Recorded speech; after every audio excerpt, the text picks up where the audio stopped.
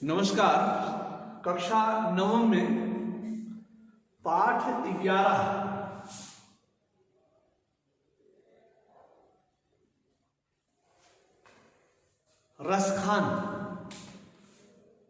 रसखान के सवैये, और ये कविता रसखान द्वारा ही रचित है।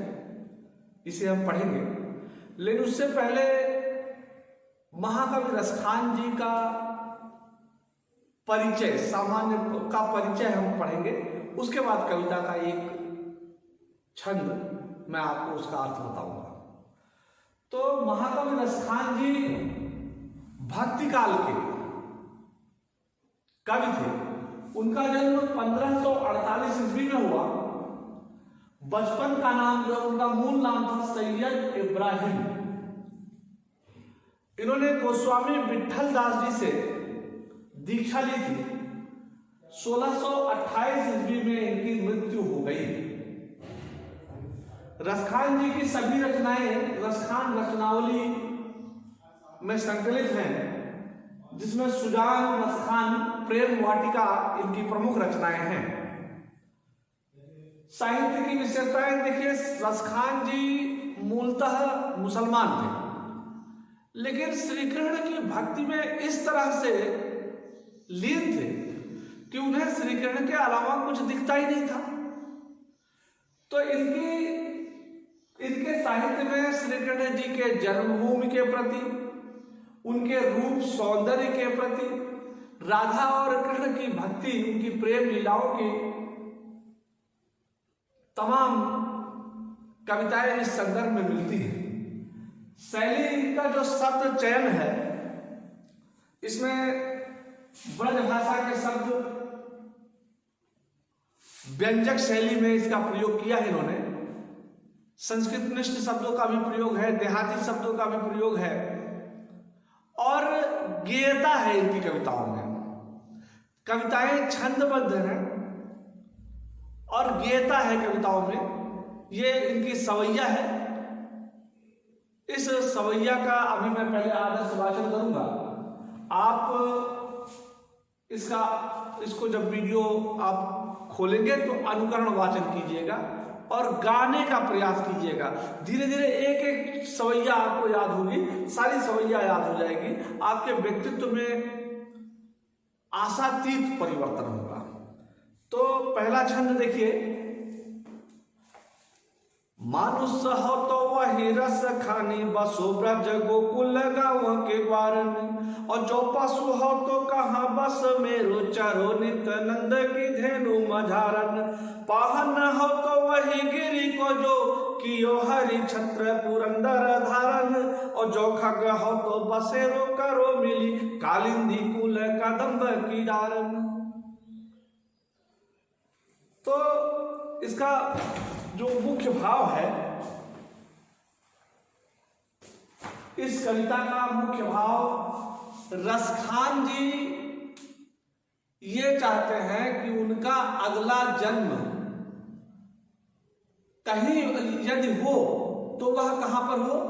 भगवान कृष्ण के द्वारा की गई लीलाओं वाले ब्रज और गोकुल में ही हो, चाहे जिस रूप में हो, लेकिन वही हो। तो मुख्य भाव,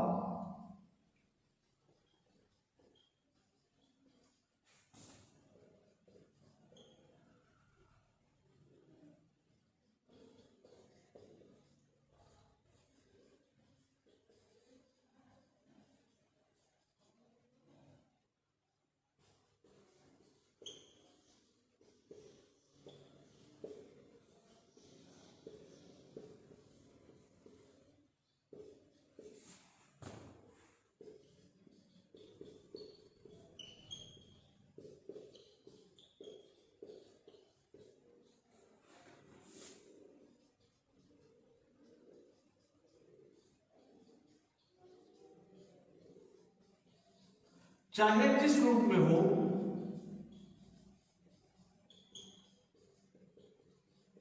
परंतु ब्रज और गोकुल में ही हो।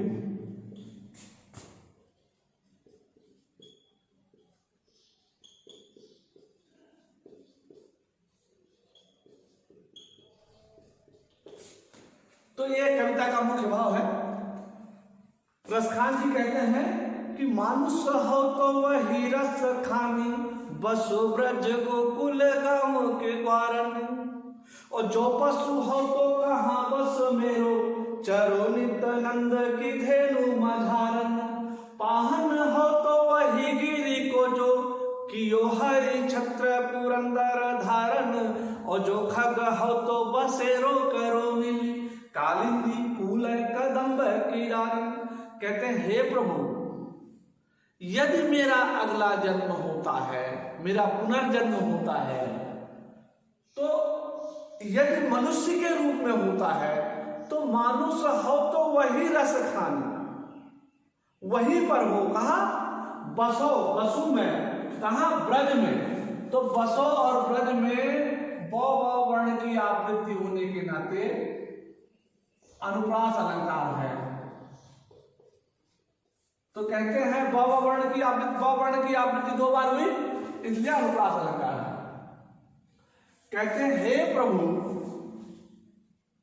यदि मेरा पुनर्जन्म होता है और वो भी मनुष्य के रूप में होता है, तो मैं ब्रज के गोकुल के ग्वालों के बीच में ही हूं, वही जाकर के बसू, वही रहूं।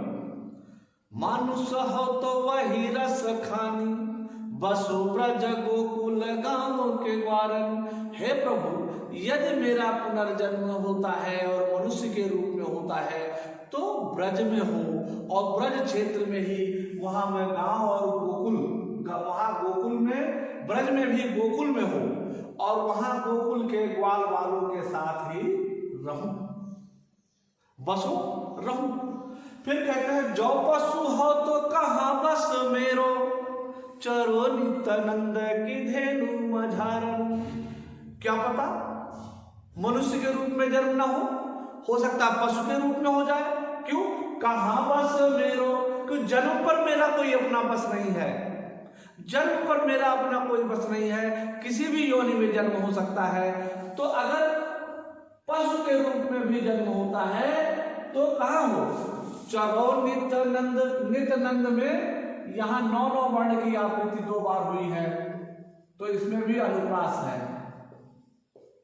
तो चरो नित नंद की धेनु मझारन, धेनु गाय को कहते हैं, मझारन का मतलब मध्य।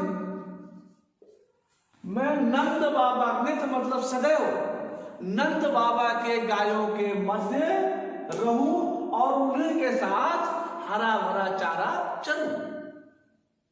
हे प्रभु, यदि मेरा मनुष्य के रूप में जन्म होता है तो ब्रज में हो, ब्रज में भी ब्रज के गोकुल में हो, जहां मैं गांव के ग्वाल बालों के साथ रहूं। और जन्मों पर तो किसी का बस ही नहीं, तो मेरा बस कहां से होगा? हो सकता है मनुष्य के रूप में ना हो, पशु के रूप में हो जाए। तो पशु के रूप में यदि मेरा जन्म होता है तो मैं नंद बाबा के गायों के बीच में हो और उन्हीं के बीच में रहूं, उन्हीं के साथ मैं चलूं। आगे कहते हैं पाहन हो तो वही गिरी को जो, कियो हरि छत्र पुरंदर धारन। ये पाहन शब्द जो है, ये पाहन मतलब पाषाण, पत्थर के लिए प्रयोग हुआ, पाषाण पत्थर। कहते हैं क्या पता पत्थर या चट्टान के रूप में मेरा जन्म हो जाए। तो अगर मैं पत्थर के रूप में, पाहन के रूप में, पहाड़ के रूप में, पहाड़ भी साथ होगा, पहाड़ के रूप में मेरा जन्म होता है तो कहां हो? वही गिरी, गिरी मतलब पर्वत, उसी पर्वत पर हो। कौन सा पर्वत? पाहन हो तो वही गिरी को जो, उसी गिरी को जिसे कियो हरि, हरि मतलब भगवान विष्णु श्री कृष्ण जी, कियो हरि छत्र, हरि अर्थात श्री कृष्ण जी ने छत्र मतलब छाते के रूप में धारण किया था। कब धारण किया था? देखिए, पाहन हो तो वही गिरी को जो कियो हरि छत्र पुरंदर धारण। ये धारण शब्द तद्भव है धारण का। पुरंदर मतलब इंद्र, इंद्र का मान मर्दन करने के लिए। इंद्र को एक बार बहुत घमंड हो गया, जहां देखो वहां स्वर्ग में चारों तरफ कृष्ण की बाल लीलाओं की चर्चा होती। इंद्र को घमंड हो गया, उन्होंने कहा अच्छा देखता हूं मुझसे ज्यादा ताकतवर है कृष्ण। तो चले गए कृष्ण की परीक्षा लेने। अब वो अपने मित्रों के साथ, ग्वाल बालों के साथ थे गोवर्धन पर्वत के आसपास। अब भयंकर वर्षा कर दी इंद्र ने, अतिवृष्टि कर दी, अत्यंत भयंकर वर्षा। अब क्या करें, भगवान श्री कृष्ण ने क्या किया, सबको बुलाया और एक एक उंगली सबकी लगवाई और गोवर्धन पर्वत को कनिष्ठिका उंगली पर उठा लिया और गोवर्धन पर्वत को छाते के रूप में प्रयोग किया और सारे ग्वाल बालों की सुरक्षा की। और इस प्रकार से इंद्र का पुरंदर, इंद्र का मान मर्दन किया, उनके घमंड का, उनके अहंकार का मर्दन किया।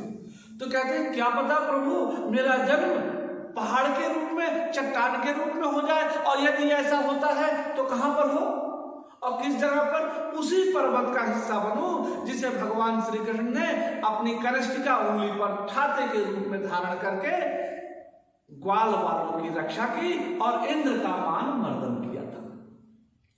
फिर कहते हैं जो खग हो तो बसेरो करो मिली, कालिंदी कूल कदम्ब की डारन। क्या पता खग यानी पक्षी के रूप में मेरा जन्म हो जाए। खग का मतलब हुआ पक्षी। जब सीता जी को रावण हरण करके ले गया था तो उस समय राम जी ने खग शब्द का ही प्रयोग करके पूछा था, पक्षियों से भी पूछा, हे खग मृग, हे मधुकर श्रेणी, तुम देखी सीता मृग नैनी। तो खग का जो पर्यायवाची अर्थ है वह है पक्षी। तो कह रहे क्या पता मेरा जन्म पक्षी के रूप में हो जाए। तो जो खगा हो तो बसेरो करो मिली, वहां मिलजुल करके बसू। कहा, कालिंदी, कालिंदी मतलब यमुना नदी, यमुना नदी का पर्यायवाची कालिंदी है। कूल मतलब किनारा और कदम मतलब कदम के वृक्ष, दारन मतलब डाल। तो उसी कदम के वृक्ष, यमुना नदी के किनारे, उसी कदम के वृक्ष की डालियों पर मैं पक्षियों के साथ मिलजुल करके रहूं, जिस पर से भगवान श्री कृष्ण ने कालिया नाग का मान मर्दन करने के लिए, यहां देखो कालिया नाग की बात कही नहीं है लेकिन बिना कहे हमको समझना है, कालिया नाग का मान मर्दन करने के लिए नदी में, यमुना नदी में छलांग लगाई थी। प्रसंग ऐसा है कि भगवान श्री कृष्ण बालक जब थे तो अपने दोस्तों के साथ गेंद खेल रहे थे वहां। अब खेलते खेलते किसी बात पर गुस्सा आया, अब इनको तो लीला रचनी थी, इन्होंने बॉल जो है गेंद फेंक दी नदी में। अब कहने लगे श्री दामा कि मेरी बॉल लाओ, मेरी बॉल लाओ। जिद पकड़ ली उन्होंने, नहीं लाना ही है तुम्हें। अब ये गए सीधे ऊपर कालिंदी यमुना नदी के किनारे, जो कदम का वृक्ष था उसके ऊपर चढ़ गए और चढ़ करके कूद गए। वहां गए तो कालिया नाग तो भयंकर गुस्से में देखा उसने, तो कालिया नाग का मान मर्दन किया। उसकी जब नागिनें जो थी उन्होंने त्राहिमाम त्राहिमाम की पुकार की, रक्षा की पुकार की, तब भगवान कृष्ण, बालक कृष्ण ने उनको छोड़ा और बाद में उनसे कहा कि तुम इस नदी को छोड़ दो, यहाँ का पानी अमृत स्वरूप पानी है। तो इस कविता में देखो, इससे एक और सीख मिलती है कि भगवान श्री कृष्ण ने कालिया नाग जो है वो सिर्फ कालिया नाग नहीं है, कालिया नाग प्रदूषण का रूप भी है।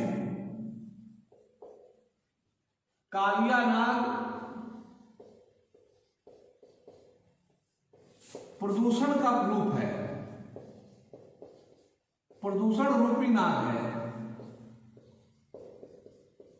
तो भगवान श्री कृष्ण ने, वो नदी भयंकर प्रदूषित हो गई थी, जहरीली हो गई थी। पौराणिक प्रसंग तो यह है कालिया नाग के जहर से प्रदूषित थी। आज यदि हम इस समय, आधुनिक समय में इस कविता को लें तो नदियां जो प्रदूषित हो गई हैं, भगवान श्री कृष्ण ने जिस प्रकार से उस समय नदियों को, यमुना नदी को प्रदूषण मुक्त किया और कालिया नाग रूपी प्रदूषक कारक को वहां से भगाया और यमुना नदी के पानी को निर्मल कल कल बहने वाली जीवन दायिनी शक्ति प्रदान की। ठीक उसी प्रकार से हमें भी अपने नदियों के जल को कभी भी प्रदूषित नहीं होने देना चाहिए, क्योंकि यह नदियां हमारी जीवन की रेखा है। तो इसमें देखिए अलंकार की दृष्टि से बसो ब्रज में अनुप्रास अलंकार है, और इसके साथ नित्य नंद में अनुप्रास अलंकार है, और फिर इसके बाद कालिंदी कूल कदम में अनुप्रास अलंकार है। और इसमें कालिया नाग रूपी प्रदूषण को समाप्त करने का भी भगवान श्री कृष्ण द्वारा उल्लेख है। इंद्र के मां का मान मर्दन करने का भी उल्लेख है इस कविता में। तो रसखान जी के द्वारा लिखी हुई यह कविता हमारे लिए अनेक संदेश लाती है। सबसे प्रमुख संदेश है, हमें अपने नदियों को प्रदूषित नहीं होने देना चाहिए और उसे प्रदूषण से मुक्त रखना चाहिए। इसमें इससे संबंधित प्रश्न आगे कराएंगे। तब तक कविता को, आज का जो गृह कार्य है, कविता को याद करना है, ये छंद पूरा याद करना है। कल जब मैं आऊंगा तो पहले मैं छंद खुद गाऊंगा और आप देखना, आप जब वीडियो ऑन करोगे तो आपको भी उसके साथ गाना पड़ेगा। मैं पूरी कंठस्थ रहेगी कविता मुझको। तो आज के लिए इतना ही, लेकिन हाँ, आपको भी कंठस्थ होनी चाहिए। तब तक के लिए धन्यवाद।